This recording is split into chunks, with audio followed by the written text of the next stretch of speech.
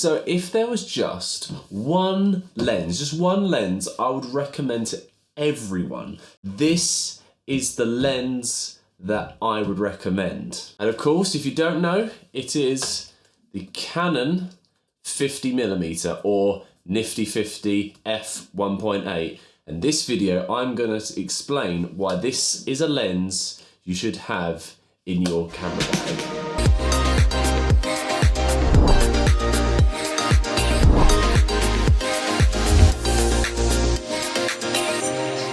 So, why would I recommend this lens? Well, the first reason is the size. If you are traveling into various different places and weight is an issue and size and having to pack it all down, you cannot get a smaller lens than this. And another reason why I would suggest this lens is because it's so cheap. I think I got this brand new for about £80, and for the price, to get a 1.8 aperture lens for under £100 is pretty awesome. I guarantee you, if you invested in one of these lenses, you will instantly see a jump up in quality in your photography. Because it's got such a low aperture, you can get them nice blended background shots if you try and do any portrait photos. I know that's all the thing at the moment, especially with iPhones now doing the portrait mode where you have that computer generated blur behind them.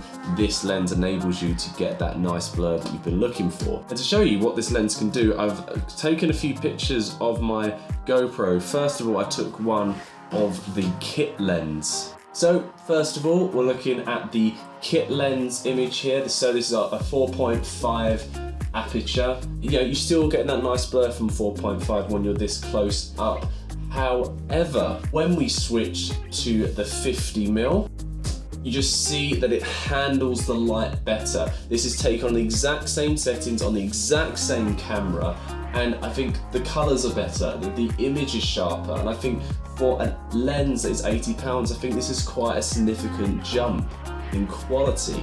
So I first got this lens when I was going to go away to California for a little bit. I was starting to get into photography. I only had a little sort of Canon Rebel camera or 600D, and this was the lens that I saw a significant jump up in quality. So from these early shots, you're looking at one here that I took at Hermosa Beach, the Lighthouse Cafe. You know, I'm a little bit of a La La Land fanboy, so I had to go there and have a look at it. But you can see, I think the colours are really nice. I think they're really, really sharp. I've added a little bit of a grain, which is why you see that noise, because I like that kind of little feel. But for my first trip away with my DSLR camera taking pictures, I think these are pretty good results. And again here, this is kind of demonstrates the kind of portrait you get. So here we are taking a picture of my lovely girlfriend when we was in Barcelona.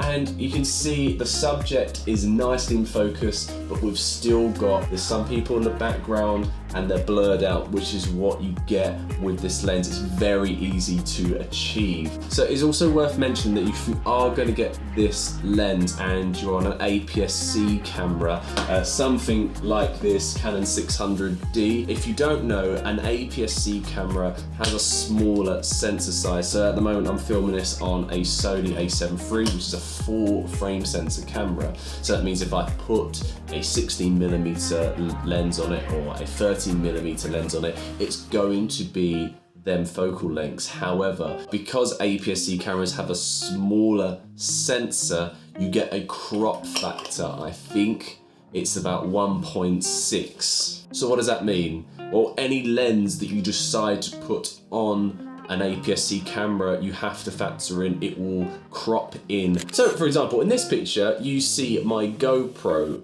and this is taken on a 4-frame camera with a 50mm lens on it. However, if I take the same picture from the same distance on an APS-C camera, you get this crop factor. So nothing has changed in the image, nothing, apart from the fact I've taken on an APS-C camera, the positioning for my tripod was exactly the same. You get this zoom. So effectively, it becomes an 80mm lens. So this is always something to bear in mind. Now I know that made sense, but if you are a little bit confused, just go back a little bit in the clip and watch again, and keep watching it until you get it. Because when I first heard about crop factors, I was a little bit confused. It's fine, we've all been there. But if you get your head around it, it's the fact with all APS-C cameras, don't be put off this lens because of that.